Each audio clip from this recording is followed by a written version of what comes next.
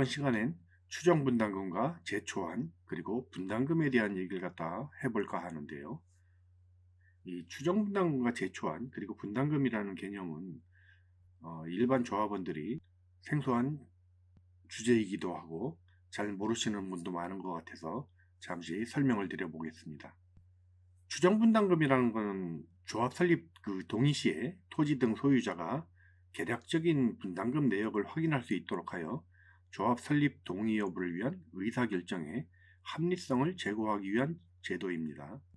목적은 추가 분담금에 대한 준비 없이 사업이 진행되고 또 사업이 진행됐을 때 감당 능력이 안 되는 사람이 모르고 동의하는 것을 막는다는 취지였습니다. 하지만 지금은 너무나도 많은 변수로 인해서 이 추정 분담금에 대한 근사치를 측정하는 게 사실상 불가능합니다. 앞에 추정이라는 단어가 붙는 것처럼 이것은 어떤 계략적인 금액을 추정하는 것이에요.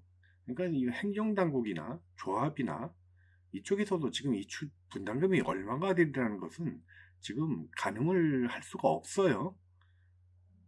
그래서 실제로는 지금 재초안과 마찬가지로요. 재건축을 막고 지연시키기 위한 용도로 전락한 느낌인데요. 이 분담금과 재초안은 중복되는 개념입니다. 이게 무슨 얘기냐 하면은 가령 내가 뭐 35평에서 40평으로 가는데 분담금을 만약에 뭐 3억을 내야 된다 이렇게 얘기를 하면은요. 그렇다 그러면은 일반 분양을 하거나 어떤 사업 수익에서 돈이 생기는 것이 없기 때문에 분담금을 내는 거 아니겠습니까? 그렇다 그러면 내가 돈이 모자라서 분담금을 내는데 그러면 초과이익은 늘어나느냐 하는 얘기가 되는 거예요. 그래서 내가 내는 분담금이 많아지면 초과이익은 당연히 줄겠죠. 또 초과이익 환수가 많다면 그것은 이익이 많이 났다는 얘기니까 분담금이 적어진다는 얘기가 됩니다. 그래서 앞에 추정자가 붙는 것처럼 단순하게 대충 얼마 정도 어느 단지가 신현대 단지가 1대1 재건축을 한다 그랬을 때 세대당 어느 정도의 분담금이 계략적인 분담금이 든다 이렇게 얘기를 하잖아요. 그런데 지금 이 재건축이라는 것이 공공재건축의 개념이 최근에 나왔지 않습니까? 그리고 주민들은 1대1 재건축을 원한다 이런 식으로 지금 이제 얘기들을 하고 있는데요. 이것이 어떻게 보면 약간 더맨더머 같은 그런 지금 어떤 주제라고 볼 수가 있어요. 1대1 재건축을 주장하는 주민들 입장이나 혹은 고밀 재개발을 통한 어떤 세대수 확대를 노리는 정부의 입장, 그렇다 그러면 이것이 지금 어느 한쪽의 일방적인 승리로 끝나기는 상당히 어려운 상황이죠.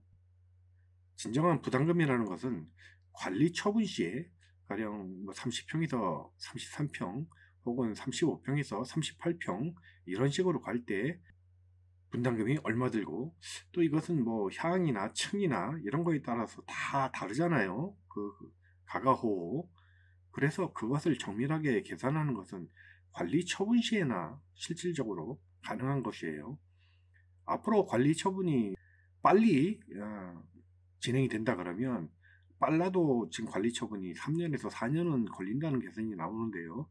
그 3년에서 4년 동안 집값이 오를지 내릴지 또 사업비가 어떤 식으로 이게 1대1 재건축에 가까운 방식으로 갈 것인지 혹은 공공 재건축에 가까운 그 방식으로 갈 것인지 아니면 그에 관해서 절충점을 찾을 것인지 이거에 관한 어떤 로드맵이 지금 나와 있는 상태가 아닙니다.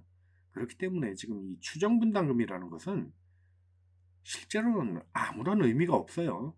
이거 추정분담금이라는 것은 어떤 절차이기 때문에 이것을 지금 계산해서 구청에 신고를 하고 하는 것이지 뭐 그 신고를 받는 구청이나 그것을 제출하는 조합이나 이것대로 지금 분담금이 된다고 생각하는 사람은 아마 아무도 없을 겁니다. 그래서 이번에 그 동의서를 내는데 추정분담금이 뭐 계산이 정확히 안 됐으니까 동의서를 못 내겠다 하는 말도 사실 어폐가 있는 것이죠. 가령 뭐 우리 아이가 지금 뭐 5살인데 앞으로 이 아이가 커서 20살 때 뭐 어떤 학교를 가고 뭐 그때까지 교육비는 얼마가 들고 어떤 인생을 살게 될 것인지 뭐 대충 계산해봐라 하는 얘기와 크게 다를 것이 없습니다. 그래서 간혹 또 어떤 분은 우리가 1대1 재건축을 하겠다고 주장을 하는데 과연 임대주택이 뭐 한 세대도 없이 재건축을 할 수 있느냐 이런 얘기도 하시는데요. 사실 그것도 뭐 크게 의미가 없는 얘기예요. 이게 1대1 재건축을 원하는 주민 측과 혹은 뭐 고밀 재개발을 원하는 정부 측, 이 양자 간의 관계에서 어느 한쪽이 일방적으로 승리를 거둔다는 생각은 할 수가 없어요. 가령 지금 그 정부에서 주장하는 대로 뭐 500% 그리고 50층 주는 대신에 뭐 늘어나는 세대의 70에서 80%를 임대주택으로 기부 체납을 해라 하는 조건은 소유주들이 받아들일 수가 없는 명제이기 때문에 재건축이 그렇다 그러면 정부에서 어떤 절충안을 제시하지 않으면 강남 재건축은 거의 정체 상태로 그냥 머물겠죠. 그렇다 그러면 가장 가능성이 큰 것은 서로 조금씩 양보해서 절충점을 찾는 형태일 것이에요. 아무리 압구정이라 하더라도 뭐 임대주택이 한 세대도 없이 혹은 뭐 일반 분양이 로또 분양이라고 해서 한 세대도 없이 1대1 재건축이 될 것이다 하는 기대는 사실 현실적으로 어렵지 않습니까? 그런데 그것을 지금 조합에서는 정부에 대항하는 논리로 1대1 재건축을 갖다가 지금 주장을 하고 있잖아요. 근데 그것 자체가 운신의 폭을 제한하는 올가미가 돼서는 안 된다는 생각이죠. 크게 의미가 없는 얘기예요. 그래서 추정분담금과 제초한 그 분담금이라는 명제로 다시 돌아가면은요, 최근 들어서 정부의 집값 규제로 인해서 뭐 집값들이 요동을 치고 폭등을 하기도 하고 폭락을 하기도 하고 몇 번 엎치락 뒤치락 하면서 지금 상황이 진행이 되고 있는데요. 기본적으로는 이렇다는 생각이 들어요. 집이란 게 세금이 오른다고 팔아버릴 수가 없는 대상이에요.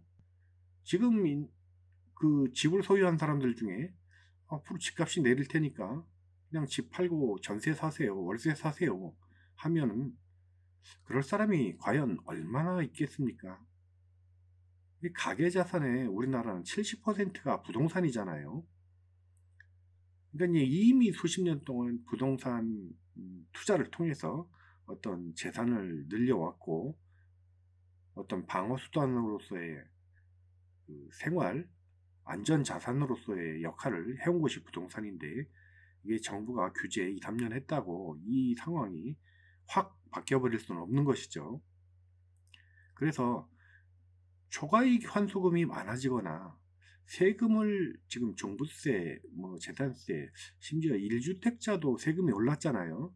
이 세금을 올리는 상당량이 지금 현상은 집 가격 상승에 지금 더해지고 있어요. 가령 20억의 집을 샀는데 세금을 갖다가 1년에 뭐 2, 3천만 원씩 내서 한 10년 지나서 한 2, 3억 뭐 세금을 냈다 가정을 하고 거기에 초과이익 환수금을 가령 만약에 3, 4억을 냈다 라는 계산이 나오면 지금 그 집 소유주들이 내가 사는 동안 뭐 세금을 내는 것은 당연히 지나는 동안 이 세금을 냈으니까 뭐 어쩔 수 없다 이렇게 생각하기는 어려울 거 아니겠습니까? 지금 현실에서 보여주는 시장의 움직임도 세금 올리는 양 이상의 지금 집값 상승 그 움직임을 갖다 보이고 있는 것이 최근에 지금 경향이었거든요. 이런 경향은 당장 나라에서 세금을 더 걷어서 어떤 저소득층의 주거 안정이나 뭐 이런 데 쓸 수는 있겠지만요.